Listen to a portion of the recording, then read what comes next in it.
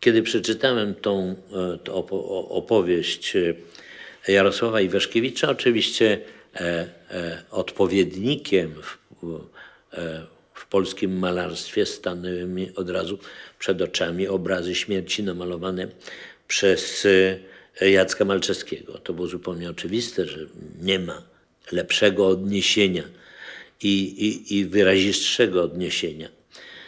W związku z tym poprosiłem, żeby Muzeum Narodowe w Warszawie wypożyczyło mi obraz Jacka Malczewskiego do miejsca, gdzie my robiliśmy zdjęcia.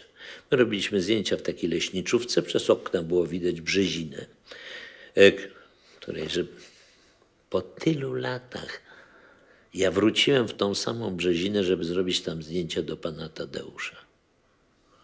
W międzyczasie te drzewa zrobiły się dużo grubsze, wyginęła cała to wszystko, co tam rosło pomiędzy tymi drzewami. No i znalazłem się w innym świecie, jakby takiej, kościele, jakiejś wspaniałej budowli z tych wspaniałych, wielkich, starych brzoz. Wtedy te brzozy były znacznie mniejsze, jeszcze poszycie było pomiędzy nimi. Ale wszystko to bardzo było bliskie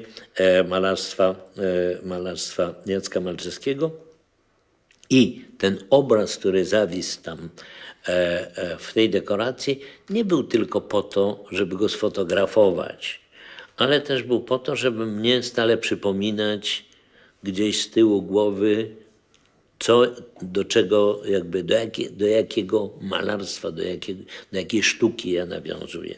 A to było piękne, dlatego że w opowiadaniu Iwaszkiewicza była też jakaś głęboka tajemnica śmierci tego brata, który odchodzi, tej gwałtownej miłości, tego drugiego. Miłość ze śmiercią się łączy, równocześnie to, że on umiera na wiosnę, a jak sam mówi tam w dialogu, to jest najsmutniejsze umierać na wiosnę, kiedy wszystko się budzi, wszystko będzie życiem, a jego życie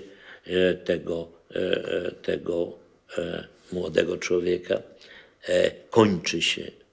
Ten fortepian, który potem najpierw przyjeżdża, a potem wyjeżdża i właściwie jak trumna opuszcza tą leśniczówkę. Wszystko to były sceny, które były bliskie właśnie temu, czym jest malarstwo Jacka Malczewskiego, ale robią to z całą świadomością. Ciekawe bardzo, że autor opowiadania, Jarosław Iwaszkiewicz, kiedy zobaczył ten film, najbardziej zdziwił się właśnie temu, że ja się odwołałem do Jacka Malczewskiego. Mówi, słuchaj, w 30 latach, już nie pamiętam, w 32 roku chyba, Jarosław Iwaszkiewicz pisał to opowiadanie, a może wcześniej. Mówi, słuchaj, dla nas Jacek Malczewski to było najbardziej nieudane polskie malarstwo. To było to, co nas odpychało, to, co nas odrzucało. Jakim sposobem ty mogłeś moje opowiadanie połączyć z malarstwem Malczewskiego?